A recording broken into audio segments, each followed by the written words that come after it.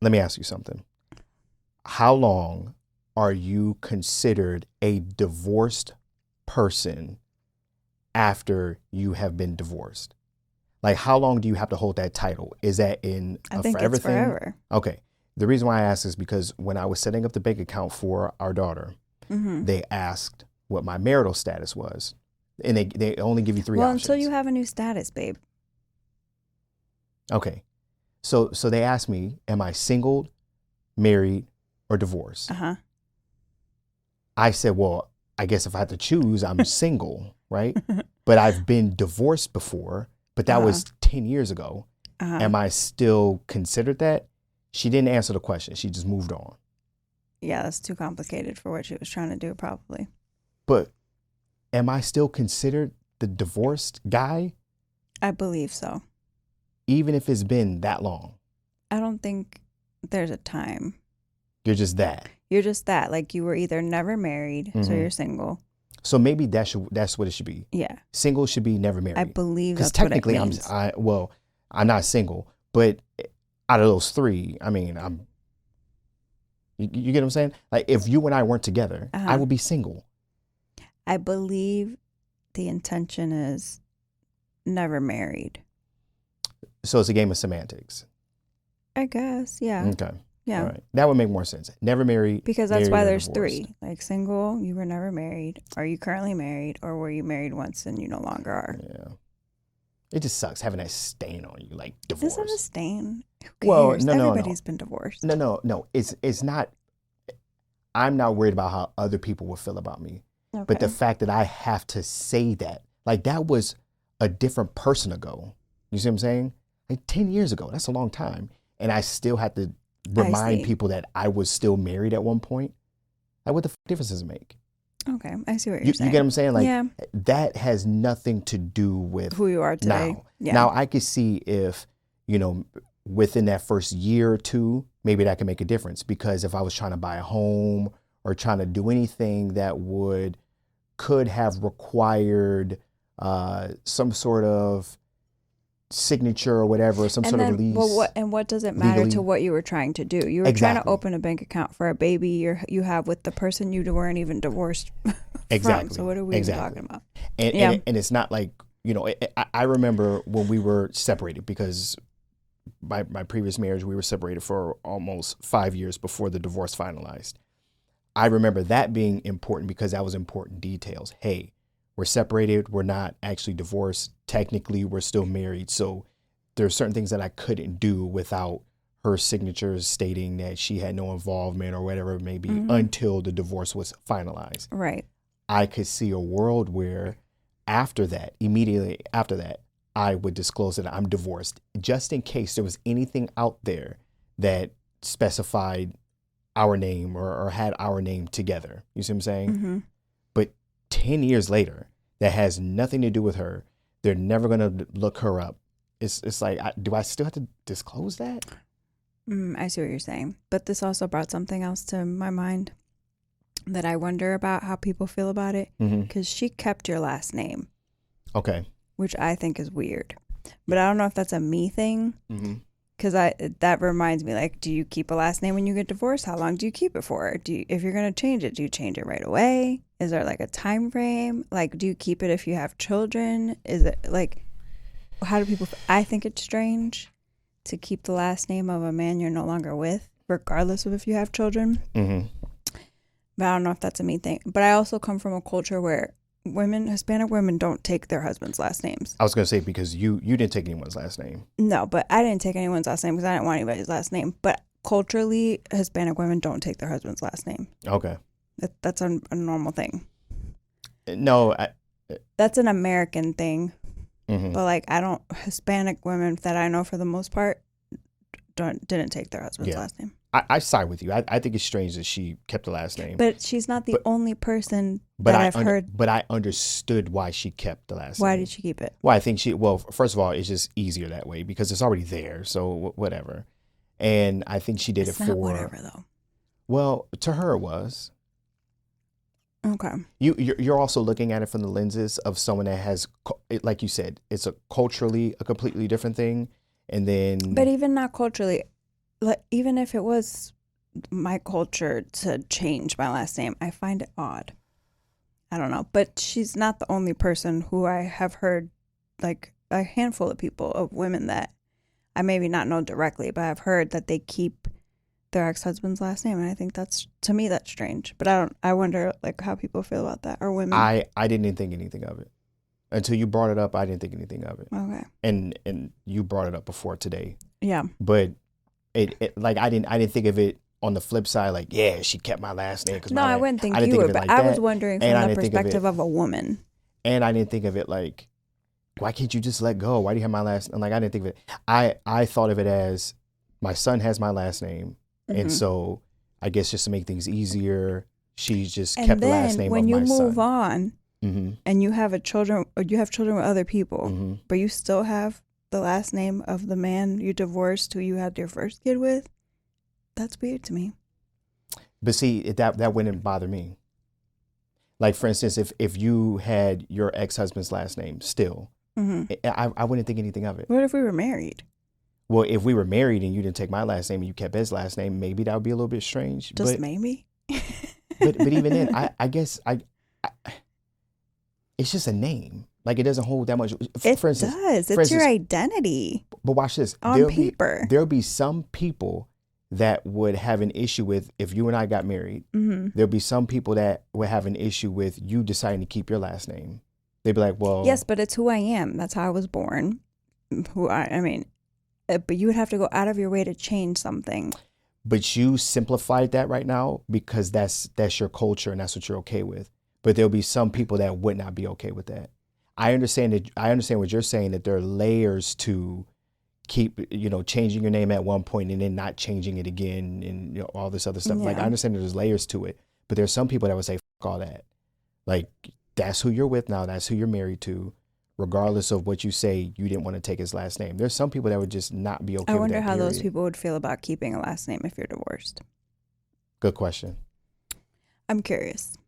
I would like to know.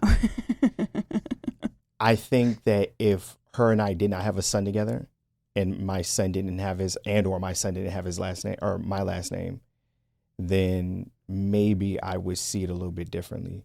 But the fact that we have a son together and his last name is, then I could kind of understand that, because the women who I know of that have the same situation, they mm-hmm. also have children. Mm-hmm. So I guess you do it. I just wouldn't want to walk around with the last name of a man I'm no longer with. I understand. That's how so it's hard for me to, yeah. Listen, people don't even know how to address Christmas cards to me because mm-hmm. we have all the fucking last names. I told you the other day when we took the baby to the pediatrician, I have to stop and think for a minute. What's my daughter's last name? I have all the last names. I look crazy on paper. I mean, yeah. You had a good life. You know what I'm saying? It hasn't been boring. But yeah, I don't know. I don't get it. I don't know. I'm like, yeah, you can bleep that out. What? Her whole government. I just said it. I don't like that. Okay. All right. I don't know why. All right. Whatever. All right. Let me put a note. Bleep name. But yeah, I mean, I don't know. I guess I don't really value, or like, I don't put the name thing on a high pedestal. So what is your thought on if we get married? Like, who decided when you were married about the name change? Was it just something that she did because it's what people do? Or did you guys talk about it? You didn't have an opinion about it? So when we first got married, she kept her last name. Okay. And then she ended up changing it probably around the time that Jackson was born, or maybe before. I don't know. All that gets blurry because it's been so long ago. But when we first got married, she was not. She kept her last name for a while, and then she eventually changed it. I don't know. I maybe how I felt then was a little bit different. Maybe I obviously it wasn't a big deal because I didn't expect her to change it right away, and it took a while. And that didn't bother you? No. I mean, maybe during arguments there might have been like some petty things thrown out there, like. But how did I really feel about it? I really didn't care. I mean, when she became, when she took my last name, I guess it felt some sort of like a little bit more of a community kind of thing, Mm-hmm. because I don't want to take away that aspect. Like, if you don't have my last, or if you did take my last name, I will feel nothing from it. I see. You get what I'm saying? Yeah. But where I am today, Mm-hmm. if you never took my last name, it wouldn't bother me. But if you took my last name, then yeah, I might feel some type of way. Like, I'm not opposed to it. Well, I know why you're opposed to it. Why I am opposed to it? Yeah, no, why you are opposed to it. Why I am? Yeah. Well, you already said it. I'm not gonna put it out here. I don't feel that way exactly anymore. Really? And I think it has to do with the fact that we have a child in common more than anything. Oh, okay. Yeah. Fair enough.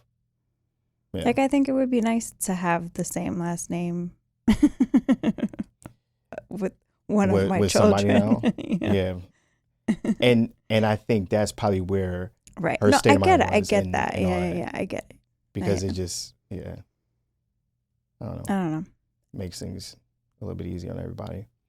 But I certainly do not think that the other extreme, where people would say, oh, if you don't take their last name, then you really don't love them, or are you even really married? Because there are some people that do hold that kind of antiquated way of thinking. Mm-hmm. And I don't mean antiquated in a way to say that they're doing it wrong, but now to me that doesn't change anything. But I'd also say, whether we're married or not officially, that's not going to change anything as far as how I view our partnership. It might deepen our bond in the sense of, okay, well, if you decide to go, it's not going to be as easy as you packing up and going. Right. But that's thinking on like the terminal end. Mm-hmm. And I don't think anyone should be in that state of mind when they're talking about, a relationship in general. Like, what it would look like if is it going to be easy out or a hard out? Yeah. You see what I'm saying? Yeah. But we have had these conversations on the podcast where there is something to be said about when you are married, and that there isn't that easy out, that it does give you a sense of security that, at least with the stakes being a little bit higher, then that person would be more inclined to try to work things out and get through things because of what things can look like legally. Yeah. Because that is there, right? And I do understand that there is some added security in being married, but with that, and I know I'm kind of opposing how I feel about it, but with that, you still shouldn't have that terminal way of thinking about the relationship. Right. You see what I'm saying? Because whether it's hard or easy to get out of the relationship, or harder or easier, or whatever that may look like, the focus should still be on making things work and being mature and figuring things out.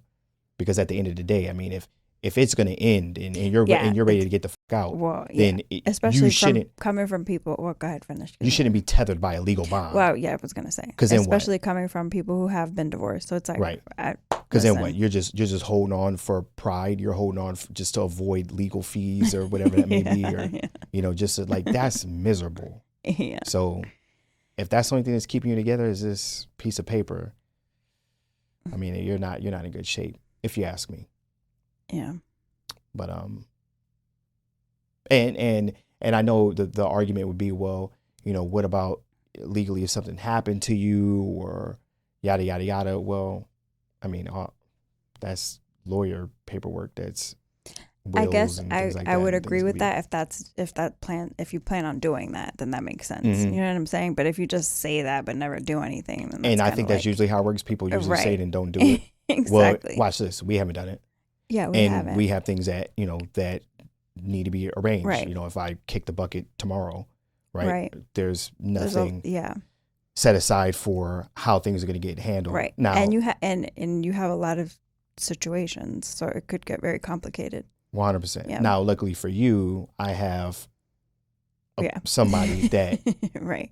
Is a good person that can make sure everything is handled the way it should be handled, right? But if that person isn't around, Right. then yes, it would be a good idea to have those things or be married, Mm-hmm. right? Which would be, and this is not my way of saying I'm opposed to marriage or I think it's an overrated thing. I'm not saying that at all. But where I was getting at was whether you take my name or not, or whether, Mm-hmm. you know, we're married or not, it doesn't change how I feel about our bond. Like, I don't think that it's anything less than just because of those two factors. Yeah, I get it. So there you have it, folks. Yeah. All right. So you ready to piss some people off? I guess so. All right. So before we hit the record button, you saw that Ron DeSantis spoof, Bud Light Yes. parody, whatever you want to call it, that was targeting. All right, you ready? Are you ready? All right, people. We are back from a huddle. Cristina and I have collectively decided that we are going to cut damn near all entire podcast. 30 minutes. Worth Yeah, of, 30 minutes of basically me getting laughed at for trying to have a so get back into is it. it empathizing, sympathizing? What would you categorize that as? Nonsense. No, okay. Thank you for all that. Okay, so we're going to jump right into. It's pretty good. Yeah, I told you it was good. Is it You've the world's tried best this? beer? Yes. Elected. You've win. When I went and I purchased that was one of the ones that we were drinking because it was with the I think it was like a beer I tasting wasn't event or there? something like that. No, This is new? Christina. These are the ones that have been sitting in the garage since before you were pregnant. Right. I just Correct. didn't know you've had this particular one before. Yeah. Okay. Yeah. Sorry, babe. I've had that one. Yeah, it's been a year since I was drinking. I don't remember what you've been Yeah, drinking. I the know whole time. you're catching up. You're catching up Well. for missed times. But we're gonna get into rule number 4 from the book 8 Rules of Love by Jay Shetty. Now, I've be honest with you, I really didn't take much interest in this Really? rule, and which is why I was originally trying to lump rule 4 I and thought 5. there was so much to it. So maybe that says more about me and just how I feel about relationships in the world. I don't know. So I'm going to let you take the lead on this one. But before we get into it, you raised a question about the idea that it appears, and this is something that's kind of annoying you, but only because it appears that way, but it appears that Jay Shetty is trying to... I don't know if annoying is the right word. I'm just going to clarify that. Okay. You feel... Conflicted. about Yeah. it. Fair enough. About the idea that it appears that he is trying to illustrate that if you put in the work, you can make a relationship work with anybody. Yes. It's Right. appearing that way. Okay. So I'll let you tell me your thoughts on it, and then I'll tell you what I think about it. Like why I'm taking that? No. Or if that's true. If that's true. I don't. I Okay. don't think that's true. And I mean, I have a whole failed marriage to talk about because of it. Mm-hmm. Now, I can say that given some of the things he talks about in this book and just things I have learned, post divorce, if I look back, I can see more of where I was at fault Mhm. and the things that I added that I didn't recognize and at the time Mm-hmm. that were to the detriment of the marriage. Sure. But do I think that it would have worked out regardless? No, I just don't. I don't feel that way. I believe that there is that one person out there for you and Okay. you choose to make it work with that person. I don't know. I'm conflicted. Because then it's like, oh, okay, love is a choice. Yes, sure, that's true. But there's something to be said about sometimes there's just a connection with an individual that I don't think should exist with the rest of the world. I understand that. My only pushback on that would be, and from conversation that you and I have had, I know that this is not the case for you, but I think most people that go into a marriage at the time, they feel like that person was their person. See, here's the thing. I didn't feel that way. Well, no, I know you didn't feel that way. Yeah. But I think most people that go into marriage, they feel that way initially. Okay. Whatever that may be. And we can, sometimes with people, you could just sum it up to, chemicals going crazy and not really understanding and being able to identify what's what and what isn't. You see what I'm saying? But for the most part, I would imagine that people go into marriage thinking that at some point that person was the one. Okay. Right? We come to find out that a lot of times we build that idea based on the wrong things. For instance, in my previous relationships, it was very heavy sex based, right? So it was easier for me to believe that someone's the one because we were matching on sexual chemistry as far as the demand, right? Our demands matched. So that felt good. And that made things a little bit easier to become blinded by what was really out there, right? But to kind of piggyback off of what you were saying, as you look back in hindsight and how it's 2020, you do find yourself being more able to hold yourself accountable for your actions that led to a divorce. And then you can also evaluate what the other person did or they didn't do. So, or maybe would have done if I was different. Correct. Do you know so what I mean? Not to say that I disagree with you, but I could see a world where one person might believe that if you in fact did get married to someone because that person made you feel great at some point, but now there was a disconnect that led to a divorce. And we're not talking about abuse. We're not talking about adultery. We're not talking about any of that stuff, because those are obviously red flags and outliers that could lead to a divorce. And there's no recovering certain things, right? We know that. But imagine a world where none of that took place. And now you're talking about more of a personality clash, right? Right. A values clash, like. Correct. Yeah. Correct. I do think that there is a world where if both of you were willing to do the work on yourselves and then the work on the relationship, I do think that there are a lot more relationships that are not beyond repair. Putting all the red flags and the deal breakers aside. You get what I'm saying? Because at some point, if you got married to someone, more than likely you thought that person was the person. Okay. Right. And so if you felt that way at some point, then it's possible to rekindle that. Now, if you didn't feel that way and you got married for the wrong reasons, then there might not be any repairing that, because you knew before you made the leap that this person wasn't the right person, that you were making the wrong Or you move. had inclinations, or 100%. Yeah, maybe now, you weren't completely sure, but there were doubts. Now, and then later you look back and you're like, oh yeah, I should have listened to that. Correct. Because even when I look back at my marriage, right, there wasn't any like true deal breaker. You see what I'm saying? Like nothing that, like a major event that was like broke the right. Was it just saying Everything that took place in our marriage could have been repaired if the two of us were different human beings at the time, as far as mature enough and willing to put in the work. I was not willing to put in the work anymore, right? I felt that the efforts that I made was good enough, even though looking back, it wasn't. And I'm sure she felt that the efforts that she made was good enough, but looking back objectively, it wasn't. You see what I'm saying? And so being in a different state of mind then and compared to now, I think that there could have been a place where if there was a book that I was willing to read and that this person was willing to read, and you both were willing to and do we the work. were both willing to do the work individually, because there was a lot of shit that I needed to repair about myself, and there's a lot of shit that she needed to repair about herself, it could have worked. You get what I'm saying? I guess then that's where I think, okay, because that was your person. See, but I think that's an oversimplification. Because I feel like that desire to do that work comes from somewhere. I see what you're saying. I thought you were saying that she was my person. No. I'm just saying, in a hypothetical if we were correct. Yeah.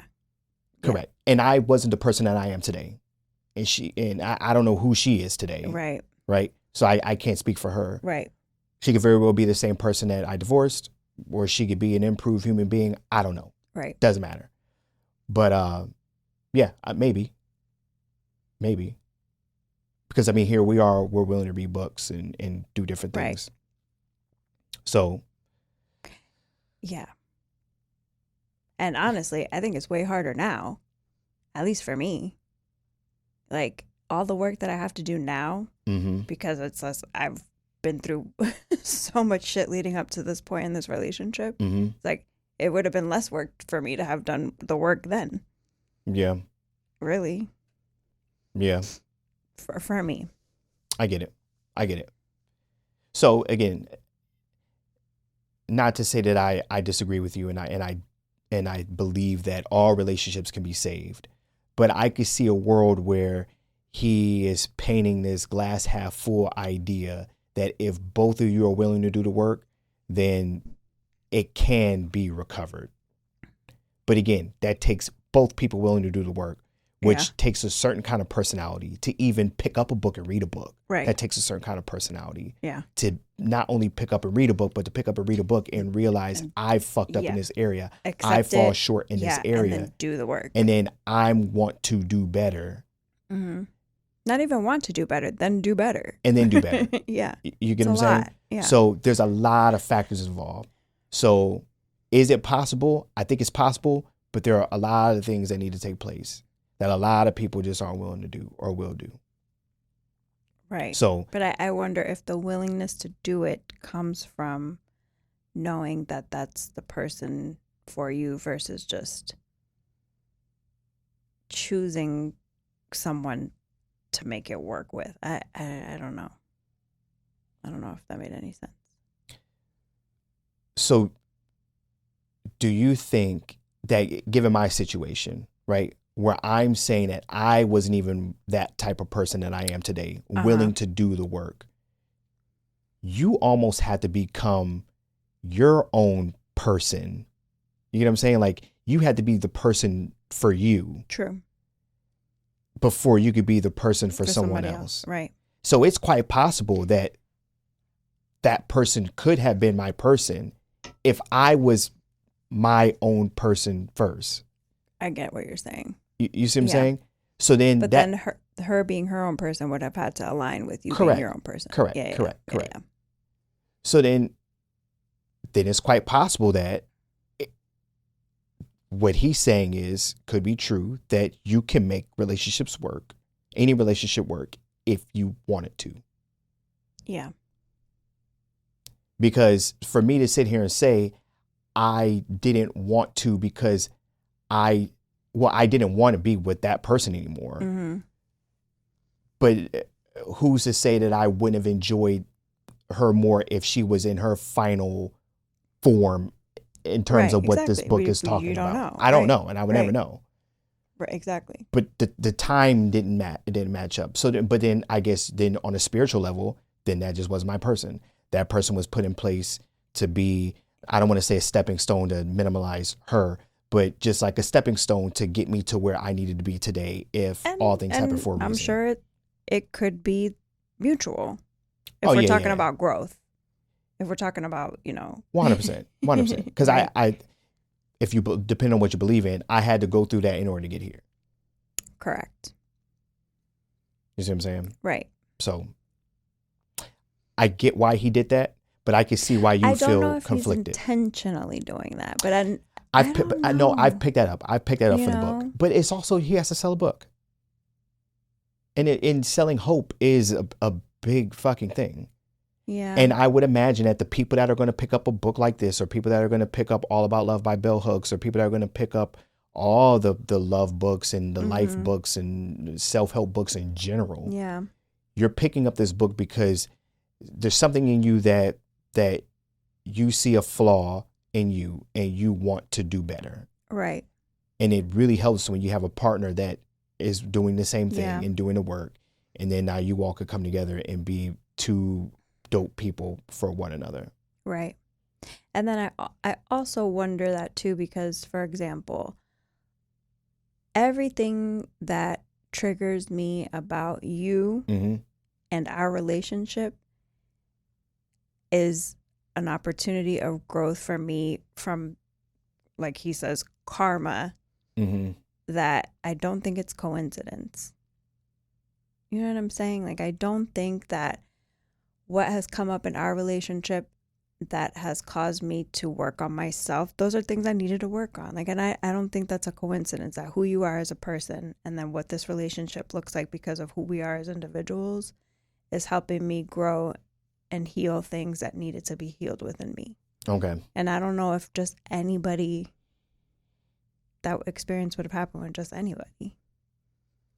Right. I see what you're saying. I would have had to be the person that I am in order to correct put up with the person that you are.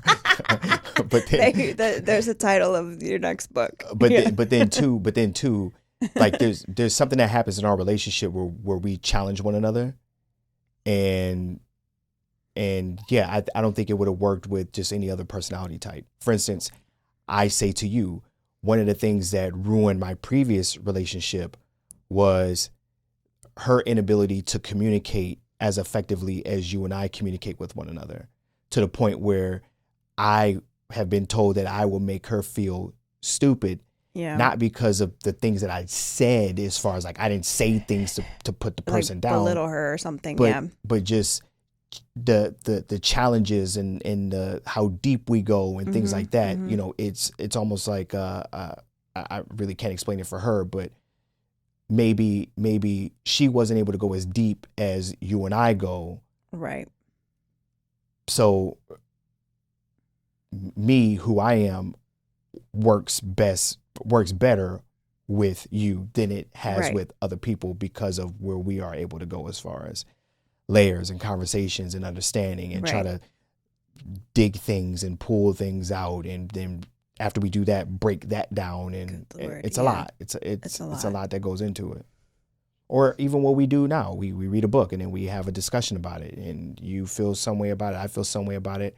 Then we can do something like take a conversation about how do you feel about a last name, and then kind of make it a 30-minute conversation, breaking it down. Okay, well, this is how you feel about it, and this is how I feel about it, and yada yada yada, and then walk away and not feeling that you were defeated in the conversation. Like even if we disagree, like I never feel like I won, and I never feel like you lost, or I lost and you won. And we typically don't agree. No. But what did we say the other day? Like we had a little conflict, and it's like, well, this is just my personality, and I said that, and I meant it this way, but you took it this way. Yeah. And it just is what it is. I'm not going to argue with you about it. Right. But this is me, and I understand why you took it that way, and I understand why you reacted that way, and I didn't take offense to it because I get it. Right. And it's just, okay, now what kind of thing. Right. And then what do we do? Just move on. From it. Exactly. Exactly. Right. So, I don't know, but I certainly think that you kind of have to sell hope to people, because people need that. Right. People need hope. Imagine if, I would have been able to walk away from my marriage a whole lot better with no regrets. Not to say that I regret getting a divorce, but my hindsight would have been a way more assuring, positive experience if I had a book like this and I was willing to read it and I was willing to do the work, but this person wasn't. And I could have honestly said, I tried everything and it didn't work. Right. But I tried everything. You see what I'm saying? Right.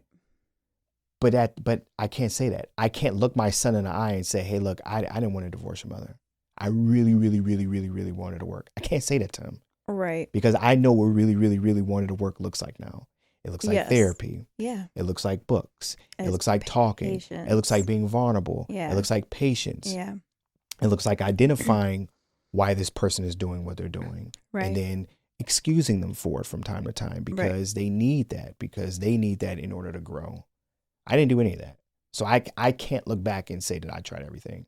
I look back and I say, I didn't give a shit. And I didn't even try in comparison to what I know what trying looks like. And I did it. It was just as an impulsive decision as it was to get married to that person. It was an impulsive decision. Yeah. It was very immature. And, you know, I don't want to say it shouldn't have happened, but I mean, if I was who I am today, it would not have happened. Yeah. I see. But not necessarily because of who that person is, but just, No, I just move differently. The way you handle exactly your life. Yeah. Exactly. I just move differently. So it has less to do with an attack on the person and just more to do with just how I do things. Right. I'm not as impulsive and I think things through and yada, yada, yada. I wonder if having an open mind to the idea that you can make it work with anyone will then leave you open to finding the right one for you. 100%. I think that's more what it is than anything else. And then that state of mind, like I was saying, makes you the person that you need to be for you in order to give to the world. Right. And it will allow a space where you can make something work with somebody else. But now they also have to do the work too. Correct. If work's needed. I don't know. Everybody needs work. Yeah, in some areas, but some people need more than others, right? Some people don't need a book. Yeah. There are plenty of, and by plenty I don't mean the majority. I do not believe it's a majority, but there are plenty of couples out there that have very happy relationships that probably don't need to pick up a book. It's just the way their life's worked out and the way that they're both their personalities, because personalities play a big part. Big part. And background. Background, right. Personality, background. Yeah. Play a big part. Yeah. And they're able to get through things without therapy or a therapist. They're able to get through things without books. My guess would be that even those couples at some point in their life will have those moments where they do need to pick up a book and go to therapy. Life is too long. Fair enough. You know what I mean? Fair enough. Assuming you're in a growth relationship. Unless you're just the stagnant, that doesn't sound happy. And therapy might look differently for different people. Correct. For instance, it might not look like a therapist. It might look like church. It might look like talking to a pastor or a couple's retreat or whatever. Correct. You know what I mean? Correct. Yeah. Right. Some sort of outside influence. Right. To help keep that bond together. Mm-hmm. So, Guru. Mm-hmm. What were your thoughts on it? It's been my favorite really? So far. Isn't that something? Isn't that something? Well, I should have known. And it's so funny because this is so on fucking brand. I should have known because you were ready to throw this fucking rule out. You're like, condense it, bring it there. I didn't get shit from this. I was like, oh, and then I'm reading it and I'm like, all of this. What are you talking about? There you have it. Yeah. I should have known. You were gonna love it. You're gonna soak it all up. It's gonna be a best thing. Well, also because you are my guru. So it's just like everything that I was reading about it, which I read before, but then, amnesia or early onset dementia, what I have, then I forget and then I read it and I was like, oh my God. Yeah. So the way he starts it off is explaining that how we see ourselves is inherently flawed. So you think people see you the way you see yourself. But no, people see you from their own perspective, right? And typically how other people see you is a more accurate description of who you are. Now, who did you hear that from first? It's so funny. I know he's not white, but he's closer to white than me. The white man's word is gold. No, you have always said that. And you on the things that I say. I've never shit on you when you've said that. No, you haven't. No, I haven't. I have not. But you did about your arm. No, I didn't. I believed you too. I just thought I might need imaging, and you couldn't do that for me. Well, yeah, I did it. I imaged it with my fingers. How about that? No. But I 100% have been saying for a while now said that. Well, since I've known you, you've been saying that. And I didn't read that in the book. This is just from just being around the world and just being around people. Right. There's no substitute for experience. And not to say that I'm the most experienced person on the planet, but I spend a lot of time with different people from all over the world. You know what I'm saying? And by all over the world, I mean like just from different walks of life, right? And from different countries and whatever. Just because this city is a melting pot. Right. But yes, I truly believe that the world's perception of you is a more accurate description of who you are than what you think you are. Or not even you think you are.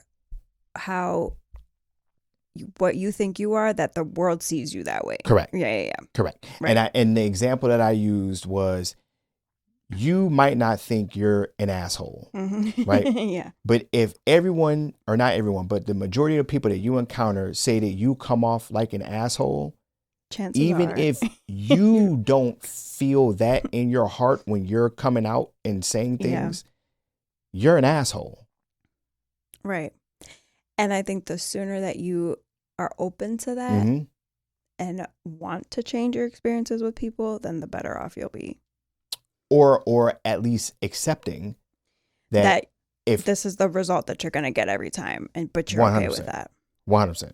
If you're okay with it, you're okay with it. But you can't deny that the world sees you as an asshole. So their opinion of you matters more, because you do not live on this planet alone. This is a group community effort. If you see what I'm saying? So if that's the role that you play in this society, that's how people are going to see you. That's how people are going to treat you.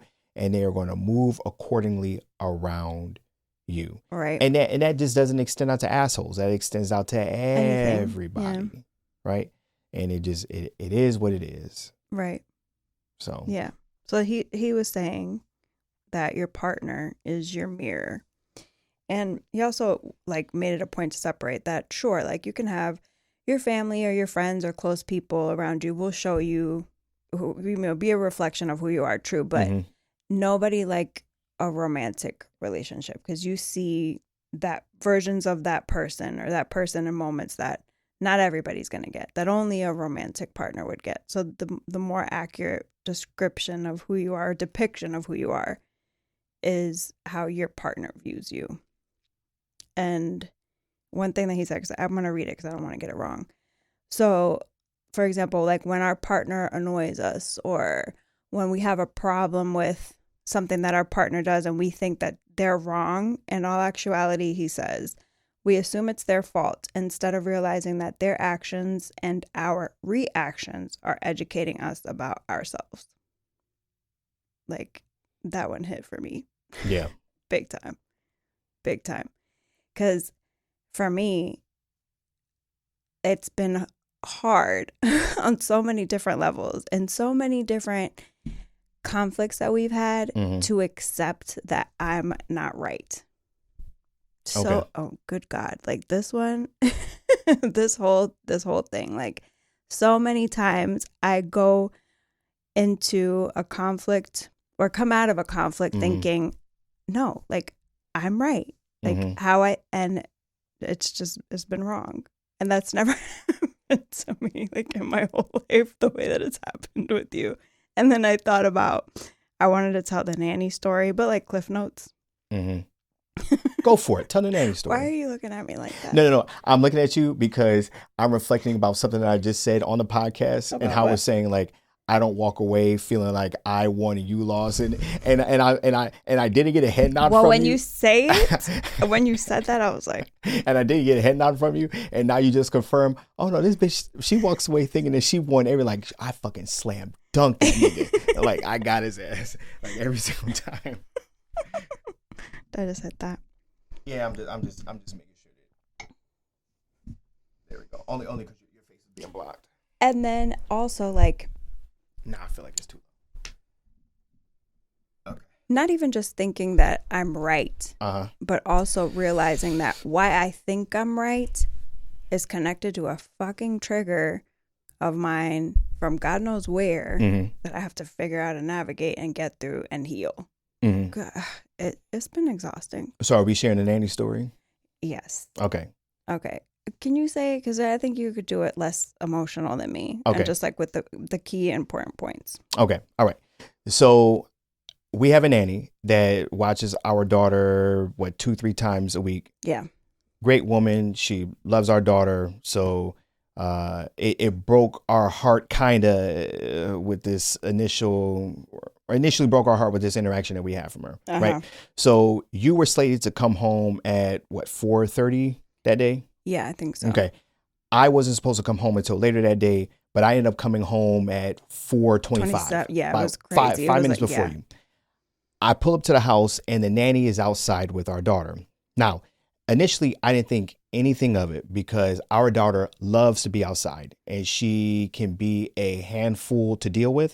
So sometimes just going outside with her is the only thing that'll calm her down. To calm her down and get her to just relax. So I'm thinking, oh, well, they're just outside because the nanny just does whatever she needs to do in order to please our daughter.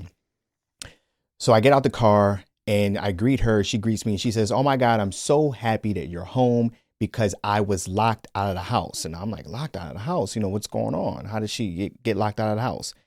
Her knee-jerk reaction was to tell me a story that she got locked out of the house because she went on a walk with our daughter while Cristina and her oldest daughter were in the middle of leaving in order to go run errands. They were not paying attention to the fact that the nanny and our daughter were outside for a walk. And so out of a natural reaction, when they closed the door, they locked the door, locking her out of the home. Right. And not only was she locked out of the home, but she was locked out of the home for about 2.5 hours, 2 hours, 2.5 hours. With no phone. No phone, no keys, no way to obviously, get a hold of us. No nothing. So she's just outside. And our neighbor was nice enough to let her stand in I think it was an hour and a half. Doorway? It was an hour and a half? Yeah. Okay. She told you about 30 minutes and it ended up being like an hour and a half, I think. Correct. She told me 30 minutes, but the 30 minutes was also lumped into the time that she was able to spend outside the neighbor's door, whatever, because the neighbor didn't want to let her in the house. So just let her stand in the doorway to AC. feel the AC Jesus breeze Christ. with a so 5-month-old baby. Yeah. Anyway, not the neighbor's fault, right? So my knee-jerk reaction was I sent Chris a text and it said, "Hey, you locked the nanny out the house." Mm-hmm. And then you sent me a text message back, but I did not respond because I'm having a conversation with the nanny and I'm trying to get her out the house and go. You then pull up before the nanny leaves. Yes. I'm of the state of mind that this accident occurred and it is what it is. Everyone's fine and it's no big deal. Mm-hmm. You were of the belief of what actually took place, that no, the nanny was in the house when you left. You saw her and she must have locked herself out of the house. Right. Because you were certain that she was in the house when I left. Right. So I went inside the bedroom. I changed my clothing like I always do after working. I grabbed the baby. You and the nanny were talking, but didn't really have a conversation about it. She leaves, and now it's you and I trying to figure out what the hell happened, right? So this is where things get a little triggering for Cristina. So Cristina then confronts me because I believe that she accidentally locked the nanny out only because that's the only story that I know. Right. So Cristina informs me of her side of the story, and then I play neutral and I basically say, "Hey, I wasn't there. I don't know what happened. Everything's fine. Let's move on." You, however, wanted me to take sides. Right. Now, I could be annoying to you and anyone else because I don't know how the rest of the world would feel, but to me, it's hard to navigate sometimes. I'm a very objective person. The most objective person. I typically don't take sides unless I know that something happened and I have seen it and I can say for a fact that I know and understand that something took place. Because this particular incident, there was a little bit of gray area where it could have been a mistake of leaving the house and locking the door and not knowing that the nanny was outside because you thought, she was inside the house. I thought that story could have been true. And I also thought it could have been true that your perception of the story is that you saw her and you left the house knowing that she was in the house with the baby. Right. So where things really got blurry for me was you involved your oldest daughter, and you all weren't even on the same page as far as where you all saw the nanny last. Yeah.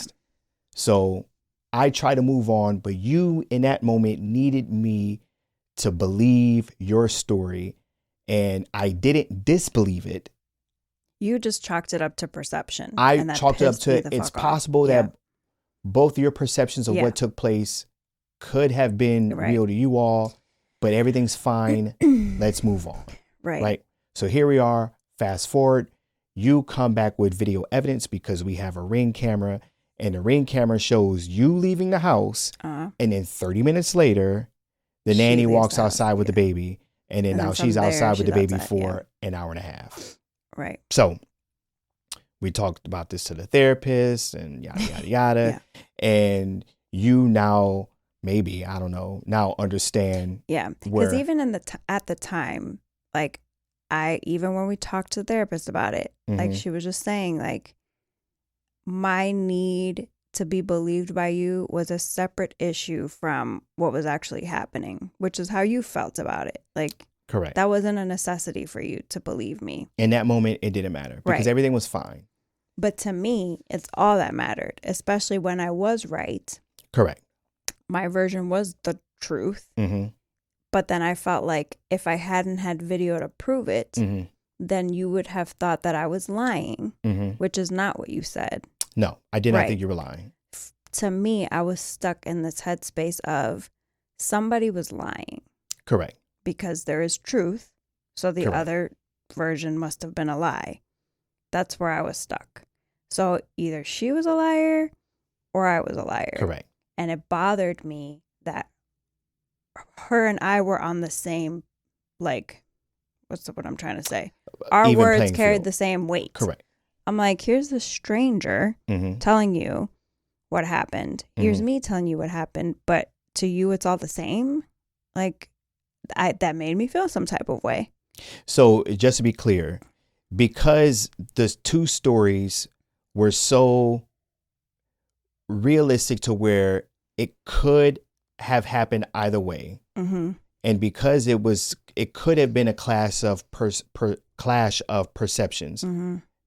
because of your story was different from her story, who was different from your daughter's story. You see what I'm saying? Yeah.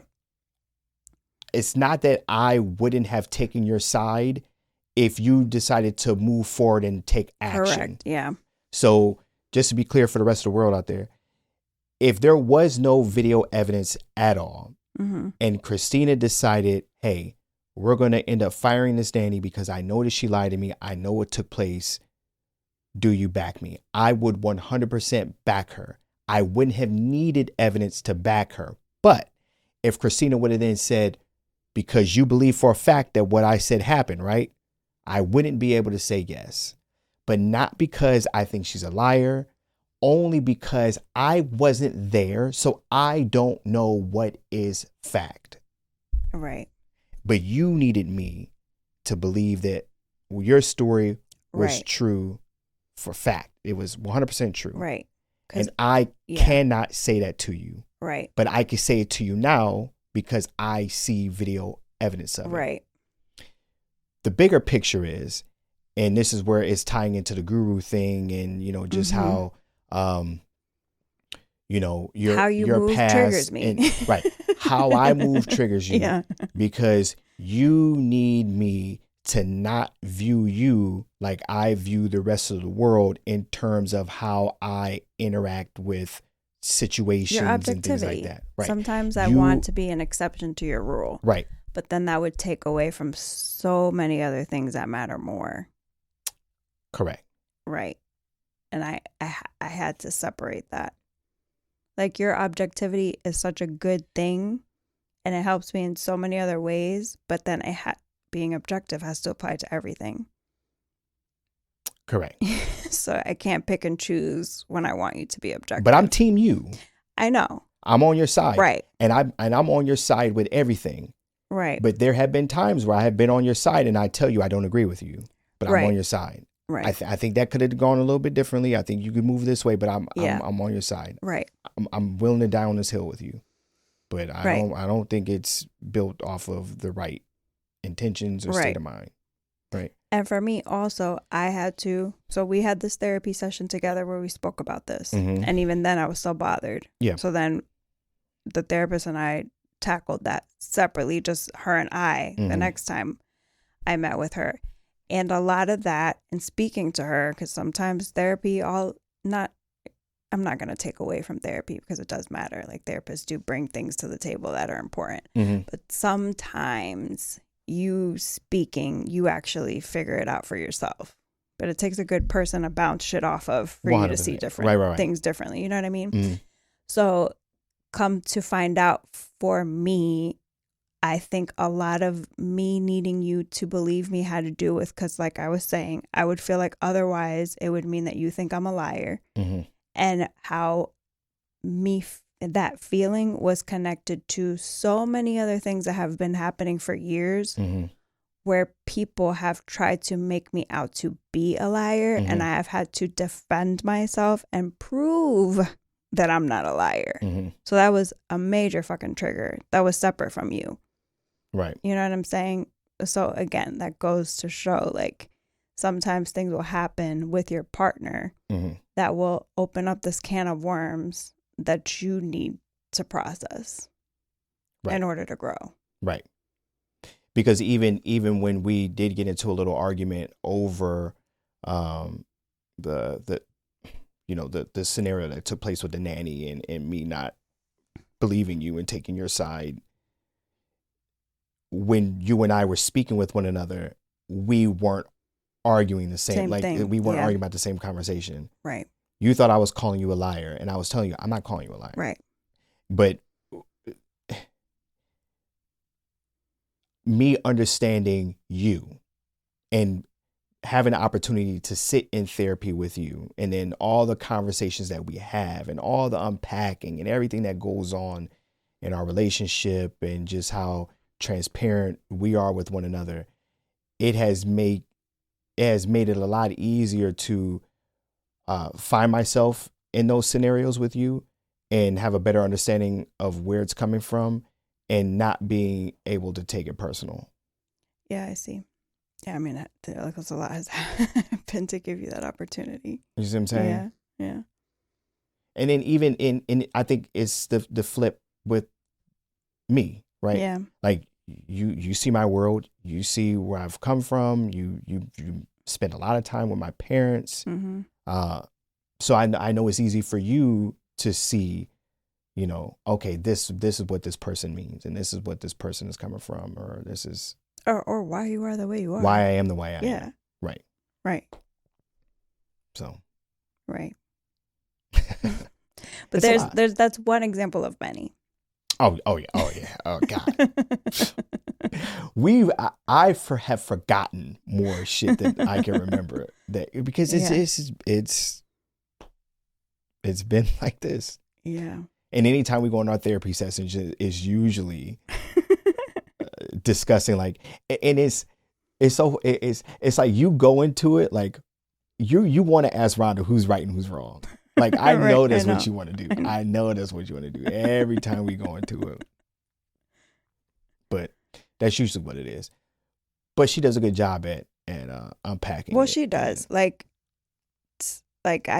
She never blatantly will say someone is right and someone is wrong.